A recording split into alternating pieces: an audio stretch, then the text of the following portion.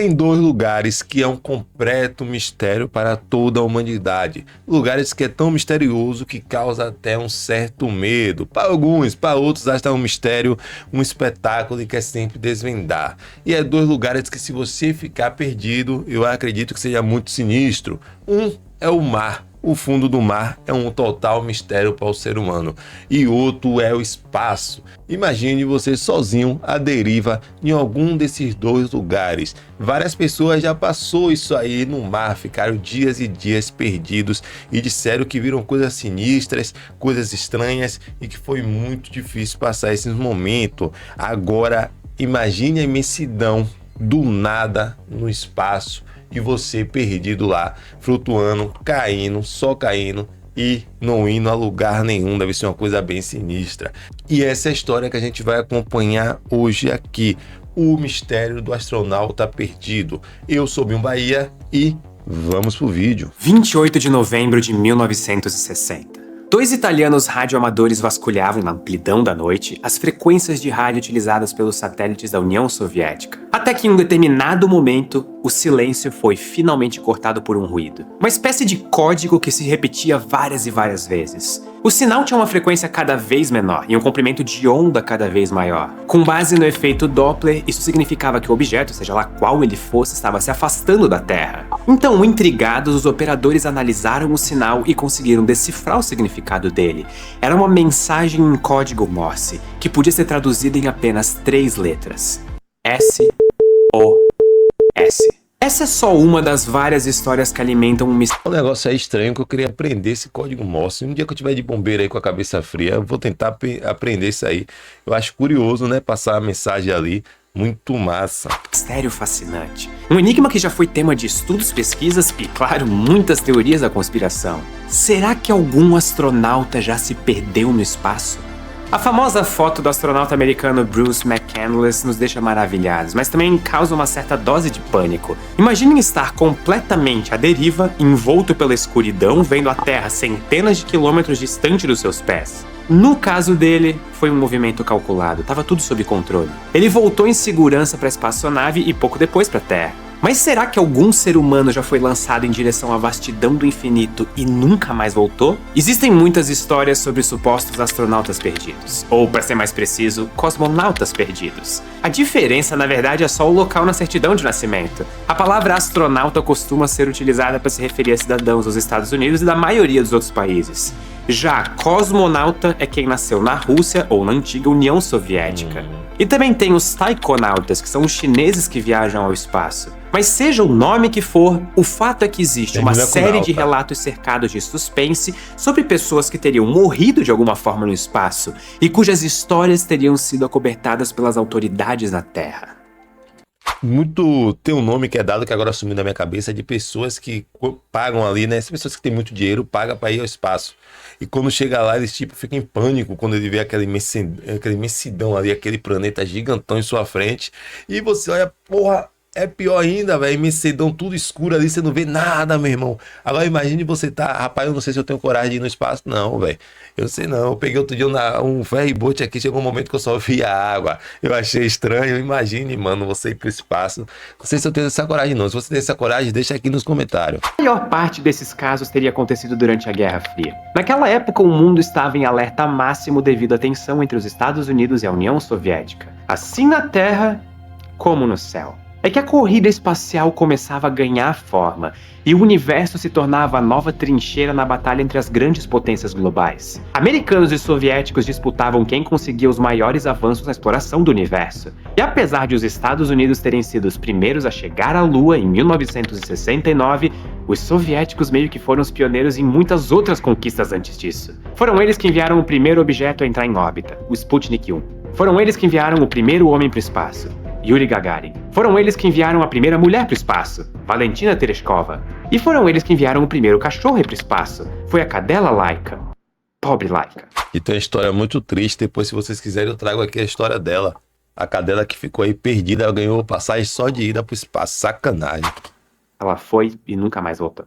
Mas se por um lado os soviéticos foram pioneiros em várias coisas legais no espaço, eles também foram os primeiros nas grandes tragédias. A primeira morte numa missão espacial, por exemplo, foi a do cosmonauta Vladimir Komarov, na Soyuz 1 em 1967. O paraquedas da cápsula dele não funcionou na reentrada da atmosfera e ela se chocou com toda a velocidade contra o solo aqui da Terra. Alguns anos depois, em 1971, mais uma tragédia soviética. E mais uma vez na hora de reentrar na atmosfera. A cápsula da Soyuz 11 sofreu uma despressurização e os 3 cosmonautas que estavam a bordo morreram na hora. E por conta desse risco de fracassos, era comum que os governantes da época não informassem com antecedência sobre as missões espaciais. Muitas vezes elas só eram divulgadas depois que o foguete já tinha até deixado a atmosfera. E aí, se desse tudo certo, ótimo. Mas se algo desse errado, as autoridades disfarçavam e davam alguma outra designação, para não terem que admitir que houve uma tragédia no programa espacial. E isso porque um dos elementos mais importantes na Guerra Fria era a propaganda. Qualquer sinal de derrota poderia ser exposto pelo outro país e usado para desmoralizar o regime adversário. E por isso... Na verdade, aqui só uma correção rápida, aqui, correção entre aspas, né? Que o cara é muito mais inteligente que eu, mas... Acho que em todas as guerras, a propaganda é uma das maiores armas, né? Para quem estuda aí Segunda Guerra Mundial, sabe que uma das coisas que fez aquele regime nazi chegar onde chegou, fazer a merda que fez, foi a propaganda deles, que era muito boa na época, boa assim, entre aspas, né? Assim, conseguia convencer os outros. Era uma propaganda aí que até então é até estudado em algumas faculdades como os caras conseguiram fazer uma população imensa em um país seguir, sabe, uma ideologia maluca que eles seguiram naquela época lá, mas de fato é uma coisa que a propaganda é muito usada em guerras, né? Até hoje, quando você vê uma guerra aí, acredite que tem propaganda ali para tentar convencer o povo que eles estão fazendo a coisa certa. Houve uma série de casos suspeitos que as autoridades soviéticas tentaram varrer para debaixo do tapete. E o mais grave de todos, certamente, foi o da catástrofe de Nedelin, em 1960. Essa catástrofe foi uma grande explosão que aconteceu enquanto um míssil estava sendo preparado para o lançamento. A União Soviética tentou abafar o caso e até hoje não se sabe exatamente quantas pessoas morreram, mas estima-se que tenha sido algo entre 60 e 150. E existem também outros casos simbólicos. A morte do próprio Yuri Gagarin, a primeira pessoa a ir para o espaço, é até hoje cercada de mistérios. Ele faleceu em 1968 em um acidente de avião cujas causas nunca foram totalmente esclarecidas. Outra morte enigmática entre soviéticos nos anos 60 foi a de Valentin Bondarenko, vítima de um incêndio numa câmara à prova de som durante teste de resistência para ir ao espaço. O governo proibiu qualquer notícia sobre o assunto na época, e os detalhes da tragédia só foram divulgados 25 anos depois. Então todo esse mistério envolvendo o programa espacial soviético meio que impulsionou o surgimento de teorias da conspiração. Algumas delas, inclusive, sobre os supostos cosmonautas perdidos. E são essas histórias que a gente vai investigar a partir de agora. Só antes, e eu juro que vai ser muito rápido, essa camiseta que eu estou usando faz parte da nova coleção da minha loja, a Los. Se você quer vestir camisetas com estampa de coisas que você gosta e com qualidade, vamos fazer um trato. Entre no site clicando no link da descrição ou do comentário fixado, escolha a sua ou as suas camisetas favoritas e eu vou te dar um desconto de 10% na sua primeira compra, porque eu tenho certeza que você um dia vai acabar comprando todas. É só usar o cupom LOS10. E na Los Aí, você que gosta de camisas aí, ó. Usa o frete relativístico. A gente envia a camiseta na hora em que você comprar. Então aproveite a nova coleção e venha vestir o universo junto comigo. Agora, de volta ao vídeo e às investigações, será que a história do astronauta perdido tem um fundo de verdade? Um dos casos mais famosos foi o de Grigory Nelyubov. Ele foi selecionado para a primeira turma soviética de cosmonautas. O grupo posou para uma série de fotos que foram divulgadas pelo governo. Essa foi uma das fotos tiradas na época. Acontece que, tempos depois, essa outra foto também foi divulgada. Percebam que é a mesma imagem, mas uma das pessoas foi simplesmente apagada da imagem original. Esse homem era Grigory Nelyubov. A União Soviética diz que ele se tornou um militar indisciplinado e que ele gostava de uma bebedeira. Então ele seria um exemplo ruim a ser seguido, e por isso os soviéticos optaram por excluir a imagem dele da história, como se ele nunca tivesse existido. Alguém aí lembra do vídeo sobre Damnatio Memoriae? Essa história pra lá de estranha foi um prato cheio para os teóricos da conspiração se questionarem se o Grigori não tinha sido, na verdade, um cosmonauta que morreu no espaço. A União Soviética garantiu que não, e disse que ele foi transferido para uma base remota na Sibéria e morreu atropelado por um trem. Ah tá, super normal, obrigado por esclarecerem. De qualquer forma, esse foi só um dos vários casos suspeitos de cosmonautas perdidos. Aliás, uma outra história famosa envolve não um, mas 4 cosmonautas. A notícia saiu nesse jornal americano de 1959, ou seja, antes da viagem inaugural do Yuri Gagarin. E no jornal é relatado que fontes confiáveis na então Tchecoslováquia garantiam que os russos haviam feito 4 tentativas, em vão, de mandar uma pessoa para o espaço, e que uma dessas pessoas, inclusive, seria uma mulher. Todos esses cosmonautas teriam morrido. Mas um jornalista especializado em cobertura espacial descobriu que, na verdade, se tratava de um grupo de paraquedistas de grandes altitudes, que nunca nem tinham ido para o espaço. Mais alguns anos, mais um boato de cosmonauta desaparecido. Tudo começou quando faltavam poucos dias para o lançamento do foguete do Yuri Gagarin. Na ocasião, a União Soviética divulgou que um outro militar de alta patente, Vladimir Ilyushin, havia se envolvido num grave acidente de carro. Mas um tabloide britânico publicou que essa história seria falsa, e que, na verdade, o Vladimir estaria numa viagem espacial que fracassou alguns dias antes. O boato ganhou novas versões, inclusive de que a nave dele teria caído na China e que as autoridades locais teriam acobertado o acidente. Mais uma vez, especialistas em exploração espacial reviraram toda a bibliografia disponível sobre o assunto e garantiram que tudo não passou de um boato plantado nos jornais da época. Pelo jeito, aliás, as fake news já vêm de muito tempo atrás. É que a guerra de narrativas entre os Estados Unidos e a União Soviética levava histórias sem qualquer comprovação para as páginas dos jornais, que muitas vezes compravam a versão do governo sem apurar direito as informações. Vocês querem mais um exemplo? Olhem essa notícia de 1962. Soviéticos podem ter cadáver em órbita. No texto, o porta-voz da Defesa Aérea Americana diz que os soviéticos colocaram o primeiro caixão cósmico no cemitério celestial. Falou muito bonito, mas também falou besteira. De acordo com a biografia do Yuri Gagarin, o mais provável é que o tal cosmonauta fosse, na verdade, um boneco. Ivan Ivanovich, que era justamente um manequim usado pelos soviéticos em testes espaciais. Ele viajava acompanhado de uma gravação com voz humana para testar se o rádio estava funcionando. E essa história, inclusive, lembra uma das trollagens mais históricas já feitas pelos soviéticos. Em 1968, quando ainda faltava um ano para um ser humano pisar na Lua, a União Soviética lançou a primeira nave espacial que deu uma volta completa na Lua. Era a Zond 5, que era uma nave não tripulada, exceto por algumas plantas e uns ovinhos de mosca, e também por 2 tartarugas. Mas enfim, não tinha seres humanos. Mas os cosmonautas aqui na Terra, aparentemente com muito tempo livre, decidiram pregar uma peça nos americanos. Eles sabiam que os Estados Unidos estavam sempre interceptando sinais de rádio, então eles deixaram um áudio pré-gravado tocando durante a missão. E a gravação falava: "O voo está procedendo de acordo com o normal. Nós estamos nos aproximando da superfície da Lua." A zoação deixou os americanos em pânico porque eles acharam que os soviéticos estavam chegando à Lua antes deles. A história chegou até o presidente dos Estados Unidos. E sabe o que ele disse? Para eu voltar pro tema do vídeo.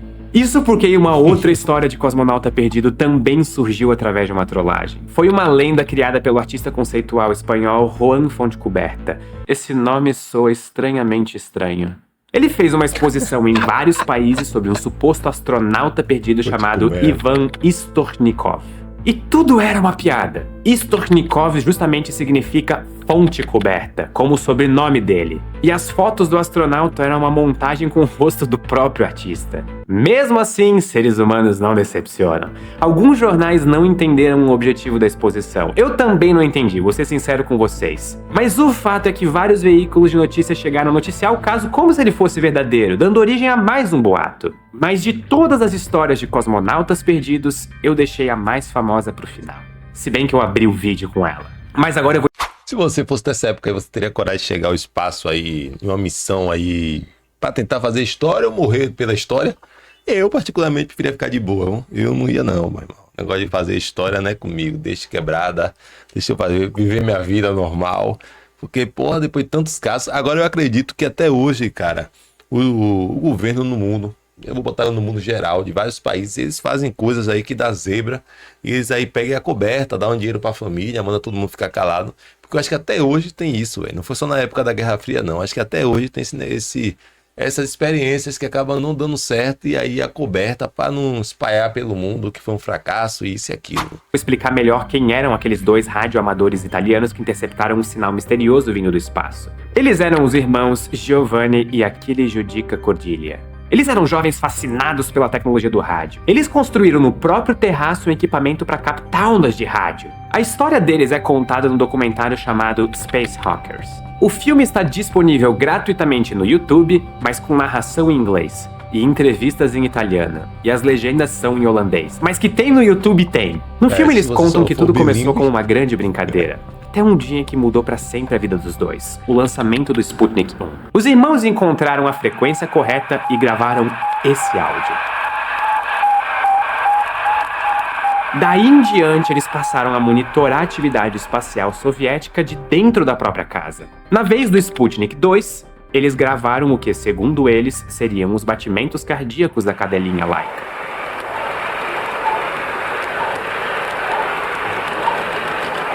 Mas foi alguns anos depois, em 1960, que eles receberam o primeiro sinal supostamente de um cosmonauta perdido. Foi o pedido de socorro em código Morse que eu mostrei no início do vídeo. Esse aqui. Arrepiante.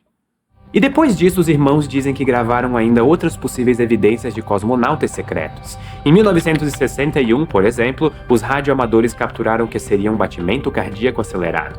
Dessa vez, de um ser humano, acompanhado de uma respiração ofegante de uma pessoa no espaço. Coincidência ou não, 2 dias depois dessa transmissão, as autoridades soviéticas admitiram que tinham colocado em órbita uma nave espacial de 12 metros e 7 toneladas, supostamente não tripulada, mas que acabou pegando fogo. Estranho, suspeito, né? Suspeito isso aí. Os irmãos então decidiram melhorar os equipamentos para conseguir gravações de maior qualidade. Eles passaram a operar em Torre Bert, um bunker desativado da Segunda Guerra Mundial. Então eles capturaram a gravação mais chocante de todas. Uma voz feminina que seria de uma cosmonauta gritando desesperadamente por socorro. E justamente por ser a gravação mais chocante, foi também a que mais levantou suspeitas. Os irmãos italianos foram acusados de terem forjado o áudio. Nunca houve uma investigação formal do caso, mas alguns pontos provocaram dúvidas sobre a gravação. A primeira é o fato de que nenhuma outra autoridade de nenhum outro país foi capaz de interceptar essa transmissão. Será que, com todo o aparato do Serviço de Inteligência dos Estados Unidos em plena Guerra Fria, somente 2 jovens radioamadores italianos é que iam fazer essa descoberta? Além disso, a comunicação feita pela suposta cosmonauta não seguiu nenhum protocolo oficial. Ela não se identifica no início da transmissão e também não usa uma linguagem técnica. Tudo bem que se eu tivesse numa nave espacial em chamas, despencando em direção à Terra, eu talvez não me preocupasse muito com isso também. É isso que eu ia falar. A pessoa, você tá descendo aí de arrasto, sabendo que você vai embarcar, você vai querer seguir coisas técnicas, rapaz. Não tem isso aí não, meu filho, só quer pedir socorro. Mas ainda existem outras evidências de fraude. Naves espaciais não conseguem se comunicar durante a reentrada na Terra. A compressão da cápsula contra a atmosfera gera uma camada de ar ionizado. E isso interfere nos sinais de rádio e provoca um apagão na comunicação. E por isso, a volta de astronautas para a Terra é sempre cercada de minutos de silêncio e tensão. Os irmãos até podem alegar que a gravação teria sido feita um pouco antes dessa fase, mas ainda assim existem outros questionamentos. Um deles é sobre a cápsula. Onde ela teria caído? E o outro é sobre a voz da cosmonauta. O russo que ela fala tem um sotaque que não é de quem nasceu na Rússia. Eu acho que é por isso que eu não entendi nada do que ela fala. E isso deixa tudo ainda mais suspeito porque, atenção pro plot twist, os irmãos radioamadores têm uma irmã que fala russo. Ela alega que aprendeu o idioma justamente para ajudar os irmãos nas traduções. Mas em meio a tantas suspeitas... Assim, é muito suspeito. Por isso há quem acredite que ela própria poderia ter interpretado o papel da cosmonauta em apuros. Ou seja, tudo seria uma grande encenação. O grande problema é que todas essas dúvidas acabam colocando em xeque a veracidade não apenas desse caso da cosmonauta perdida, mas de todo o material produzido pelos radioamadores italianos. Embora o que eles tenham seja um arquivo muito interessante para análise e debate, Nós não temos como comprovar, no final das contas, a veracidade dessas gravações. A conclusão que a gente pode chegar é que, a menos que tenha havido algum caso tão bem encoberto e que, portanto, nunca foi descoberto, o mais provável é que todas as histórias de cosmonautas perdidos que já ouvimos sejam falsas. E é isso, galera. Esse aqui é um vídeo original do canal Ciência Todo Dia. Você que gosta de ciência, segue lá, vai lá. O link vai estar aqui na descrição. Um vídeo muito massa para quem gosta de ciência, né? Eu achei essa aqui legal por ser misteriosa. Eu, particularmente, eu acredito o seguinte, cara. Tem coisas no mundo que acontecem que, na minha visão, as grandes potências do mundo, aí, os grandes países aí, eles entram em acordo, desmente tudo e só fica entre eles. Também eu acho que muitas coisas são mentiras, né? Não tô dizendo o caso aí do cara que pegou essa astronauta aí vagando pelo espaço. Mas tem muitas coisas que sim, eu acredito que é conversa fiada, que um país descobre, o outro descobre e acaba cobertando. Isso acontece, velho. Lá na Segunda Guerra Mundial mesmo, o imperador japonês, ele fez muita atrocidade ali com os outros povos e ele ficou de boa. Cadê o livro que ele fez? O que foi que ele fez? Isso aí tudo foi acobertado na Segunda Guerra Mundial. Toda a atrocidade que ele fez, né, principalmente pelo povo, no povo chinês ali, foi acobertado, irmão. Foi acobertado por grandes potências do mundo, entendeu? E ninguém fala muito disso. Então acho que sim, tem coisas que acontecem que um fala, ó, pai, eu vi o que aconteceu aí. Se você não fazer isso por mim, fazer isso por mim aí, eu vou espalhar para o mundo todo o que você fez. E eles entram com um acordo lá. As grandes potências sabem como é que se faz o acordo delas ali.